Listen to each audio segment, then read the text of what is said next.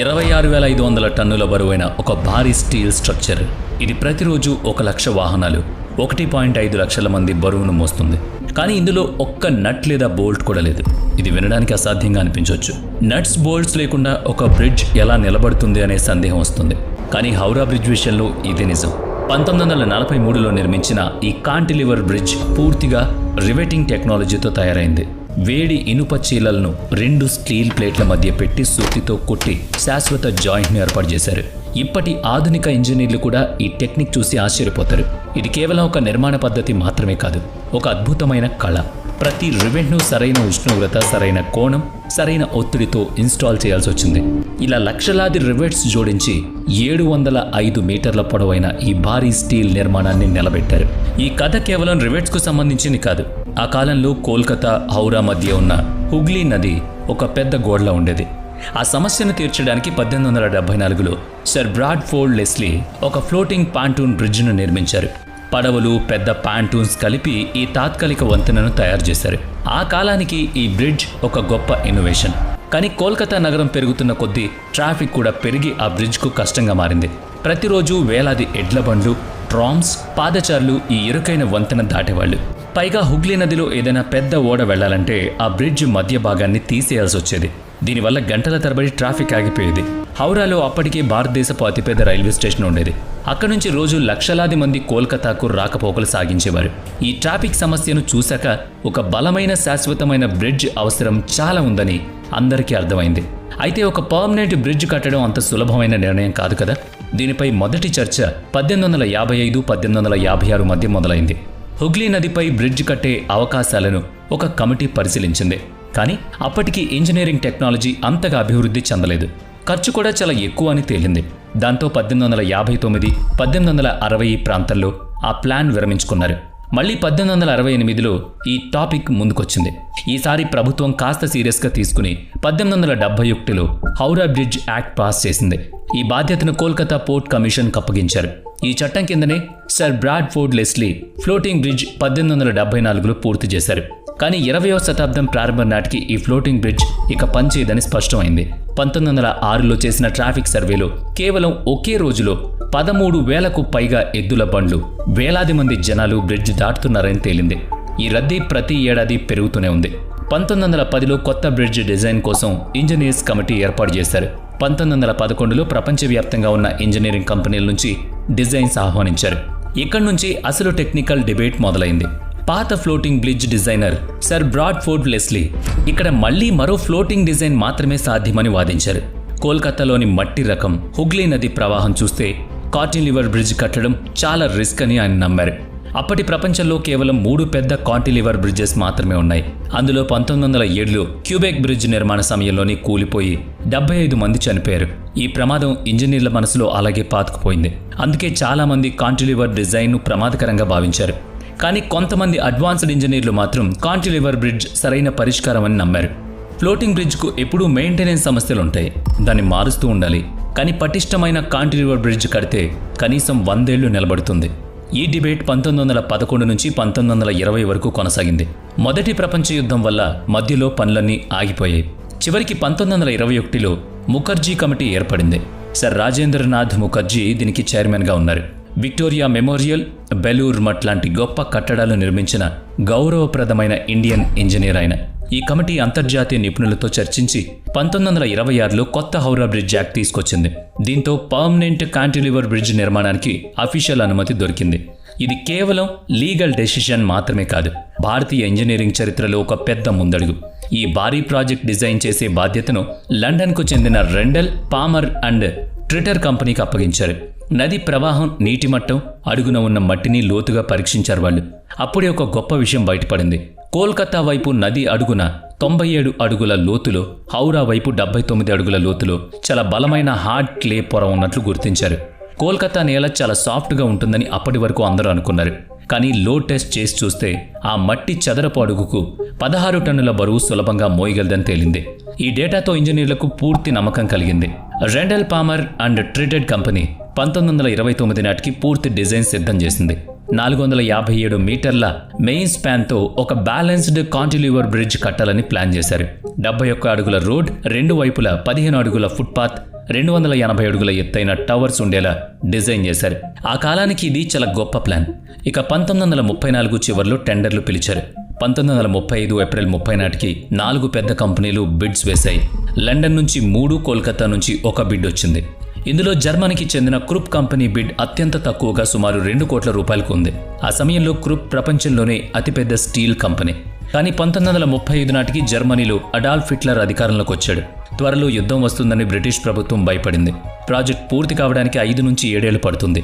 యుద్ధం వస్తే German company పని ఆపేస్తుందని వాళ్ళు బిడ్ను పక్కన పెట్టారు. వారి భయం నిజమే అని 1939లో రెండో ప్రపంచ యుద్ధం మొదలైనప్పుడు రుజువైంది. ఆ తర్వాత స్థానంలో ఇంగ్లాండ్కు చెందిన Cleveland bridge and engineering company ఉంది. కానీ అక్కడ భారతీయ ప్రతినిధులు ఒక బలమైన డిమాండ్ పెట్టారు. ఈ కాంట్రాక్ట్ క్లీవ్లాండ్కు ఇవ్వాలంటే నిర్మాణానికి కావాల్సిన స్టీల్ మొత్తం ఇండియా నుంచే కొనాలని షరతు. ఇది కేవలం ఆర్థికపరమైన డిమాండ్ కాదు, మన దేశ గర్వానికి సంబంధించిన విషయం. 1907లోనే జంషెడ్పూర్ టాటా స్టీల్ ప్లాంట్ మొదలైంది. 1935 నాటికి వాళ్ళు క్వాలిటీ స్టీల్ తయారు చేయడంలో ఎక్స్పర్ట్స్ అయ్యారు. బీబీజే లాంటి భారతీయ కంపెనీలు కూడా తమ టాలెంట్ నిరూపించుకున్నాయి. దీన్ని అర్థం చేసుకున్న క్లీవ్లాండ్ కంపెనీ స్టీల్ మొత్తం ఇండియన్ కంపెనీ నుంచే కొంటామని ఒప్పుకుంది. దీంతో 1936లో క్లీవ్లాండ్ కంపెనీకి ఈ భారీ ప్రాజెక్ట్ దక్కింది. కాంట్రాక్ట్ విలువ దాదాపుగా 2.5 కోట్లు. British engineering, Indian fabrication, Indian స్టీల్తో ఒక గొప్ప కలయిక మార్గం సుగమమైంది. 1936లో హౌరా బ్రిడ్జ్ నిర్మాణం అధికారికంగా మొదలైంది. 1936 వేసవిలో హుగ్లీ నది 2 వైపులా పనులు ప్రారంభమయ్యాయి. కోల్కతా, హౌరా 2 వైపులా పెద్ద క్యాంప్స్, సైట్ ఆఫీసులు వెలిశాయి. ఇది మామూలు కన్స్ట్రక్షన్ సైట్లా లేదు, ఒక యుద్ధ భూమిని తలపించింది. దీనికోసం ఇంజనీర్లు మోనోలిత్ కైసన్స్ అనే అడ్వాన్స్డ్ టెక్నిక్ వాడారు. కైసన్ అంటే ఒక పెద్ద ఖాళీ బ్లాక్స్ లాంటి నిర్మాణం.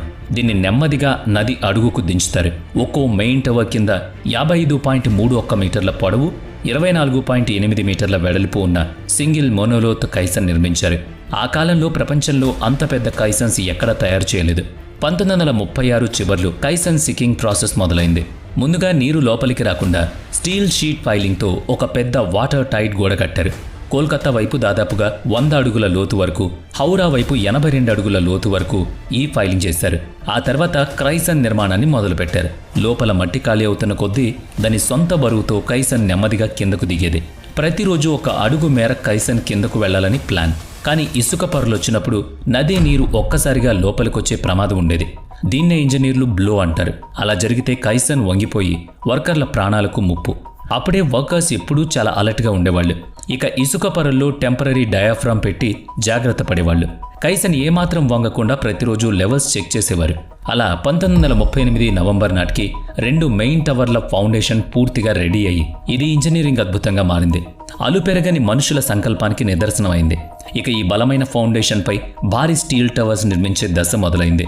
హౌరా బ్రిడ్జ్కు మొత్తం 26,500 టన్నుల స్టీల్ అవసరం. ఇది సాధారణ స్టీల్ కాదు. కోల్కతా వాతావరణాన్ని, భారీ బరువును, వైబ్రేషన్ను తట్టుకునే హై టెన్సైల్ అలాయ్ స్టీల్ కావాలి. ఇక్కడే టాటా స్టీల్ మన చరిత్రలో ఒక గొప్ప ముద్ర వేసింది. జంషెడ్పూర్లోని టాటా స్టీల్ ఇంజనీర్లు టిస్కోమ్ అనే ప్రత్యేకమైన స్టీల్ను తయారు చేశారు. ఇందులో క్రోమియం కలిపి అత్యంత బలంగా, తుప్పు పట్టకుండా డిజైన్ చేశారు. మొత్తం 26,500 టన్నుల్లో 23,000 టన్నుల స్టీల్ను టాటా కంపెనీ సప్లై చేసింది. మిగతా 3,000 టన్నులు ఇంగ్లాండ్ నుంచి తెప్పించారు. భారతీయ స్టీల్ క్వాలిటీ అంతర్జాతీయ ప్రమాణాలకు ఏమాత్రం తీసిపోదని టాటా స్టీల్ నిరూపించుకుంది. ఆ తర్వాత స్టీల్ ఫ్యాబ్రికేషన్ చేయడం కూడా అత్యంత ఖచ్చితత్వంతో కూడిన ఒక పెద్ద సవాల్. స్టీల్ ఫ్యాబ్రికేషన్ అనేది మామూలు విషయం కాదు. ప్రతి పార్ట్ పొడవులో ప్లస్ లేదా మైనస్ 1/64 ఇంచ్ కంటే ఎక్కువ తేడా ఉండకూడదని ఒక కఠినమైన రూల్ పెట్టారు. అంటే దాదాపుగా 0.5 మిల్లీమీటర్ల కంటే తక్కువే. ఇక్కడ ఇంకో ఆసక్తికరమైన విషయం ఉంది. స్టీల్ పార్ట్స్ కొలతలు తీసుకునేటప్పుడు వాటిపై నేరుగా ఎండ పడకూడదని స్ట్రిక్ట్ రూల్ ఉంది. ఎందుకంటే స్టీల్ ఎండకు వేడెక్కితే ఎక్స్పాండ్ అవుతుంది. దానివల్ల కొలతలు తప్పుతాయి. అందుకే పెద్ద షెడ్స్ నిర్మించి కంట్రోల్డ్ ఎన్విరాన్మెంట్లో కొలతలు తీసుకునేవాళ్ళు. టెడ్డింగ్టన్లోని నేషనల్ ఫిజికల్ ల్యాబొరేటరీ నుంచి సర్టిఫై చేసిన టేపులను మాత్రమే వాడేవాళ్ళు. ప్రతి టేపును 68 డిగ్రీల ఫారెన్హీట్ టెంపరేచర్ వద్దే ఉపయోగించేవారు. 1938-39 మొదట్లో పెద్ద పెద్ద స్టీల్ పార్ట్స్ సైట్కు రావడం మొదలుపెట్టాయి. ప్రతి టవర్ను 280 అడుగుల ఎత్తు వరకు తీసుకువెళ్లారు. బరువైన స్టీల్ కాలమ్స్, కనెక్షన్ ప్లేట్స్ను క్రెయిన్ల సాయంతో పైకి లేపి ఖచ్చితంగా పొజిషన్లో ఉంచేవారు. ఇక టవర్స్ నిలబడ్డాక క్యాంటిలివర్ ఆర్మ్స్ వంతొచ్చింది. ఈ బ్రిడ్జ్ కింద ఎలాంటి సపోర్టు ఉండదు. బరువు బ్యాలెన్స్ అవ్వడం కోసం 2 వైపుల నుంచి ఆర్మ్స్ గాల్లోకి బయటకొస్తాయి. హౌరా బ్రిడ్జ్లో ప్రతి కాంటిలివర్ ఆర్మ్ 468 అడుగుల పొడవు ఉంటుంది. రెండు వైపులా బరువు సమానంగా ఉండాలని 2 టవర్ల నుంచి ఒకేసారి ఈ ఆర్మ్స్ నిర్మాణం ప్రారంభించారు. ఒకవైపు 10 టన్నుల స్టీల్ పెడితే మరోవైపు కూడా అంతే బరువు పెట్టాలి, లేకపోతే టవర్ వంగిపోయే ప్రమాదం ఉంది. అందుకే ప్రతిరోజు ఇంజనీర్లు బరువును చెక్ చేస్తూ జాగ్రత్త పడేవారు. అదే సమయంలో 1939 సెప్టెంబర్లో రెండో ప్రపంచ యుద్ధం మొదలైంది. ఇంగ్లాండ్ నుంచి రావాల్సిన కొన్ని ముఖ్యమైన మెటీరియల్స్ ఆగిపోయాయి. అయినా ఇంజనీర్లు వెనక్కి తగ్గకుండా స్థానికంగా ప్రత్యామ్నాయాలు వెతకడం మొదలుపెట్టారు. 1941 నాటికి కాంటిలివర్ ఆర్మ్స్ దాదాపు పూర్తయ్యాయి. ఇప్పుడు 2 ఆర్మ్స్ మధ్యలో సస్పెండెడ్ స్పాన్ ఫిట్ చేయాలి. కానీ అంతకంటే ముందు ఒక పెద్ద టాస్క్ ఉంది. అదే లక్షలాది రివెట్స్ ఇన్స్టాల్ చేయడం. ఒకే ఒక్క నట్ లేదా బోల్ట్ లేకుండా 26,500 టన్నుల బ్రిడ్జ్ను నిలబెట్టిన ఆ టెక్నిక్ పేరే హాట్ రివెటింగ్. 1940లో హాట్ రివెటింగ్ అనేది వెల్డింగ్ కంటే నమ్మకమైంది, బలమైన పద్ధతి. రివెట్ అంటే ఒక చిన్న స్టీల్ చీల లాంటిది. దాన్ని దాదాపుగా 1000 నుంచి 1100 డిగ్రీల సెల్సియస్ వరకు ఎర్రగా కాలేలా వేడి చేస్తారు. కింద ఫర్నేస్ దగ్గర ఉన్న ఒక వర్కర్ ఆ వేడి రివెట్ను పట్టుకుని పైకి విసిరితే పైన ఉన్న మరో వర్కర్ దాన్ని క్యాచ్ పడతాడు. వెంటనే దాన్ని స్టీల్ ప్లేట్ల మధ్య ఉన్న హోల్లో పెడతాడు. ఒక్కసారి డాలీ అనే బరువైన రాడ్తో సపోర్ట్ ఇస్తూ మరోవైపు న్యూమాటిక్ హ్యామర్తో వేగంగా కొడతారు. అది చల్లబడ్డాక శ్రింక్ అయి 2 ప్లేట్లను కలిపి ఇక శాశ్వతంగా అలాగే ఉండిపోతుంది.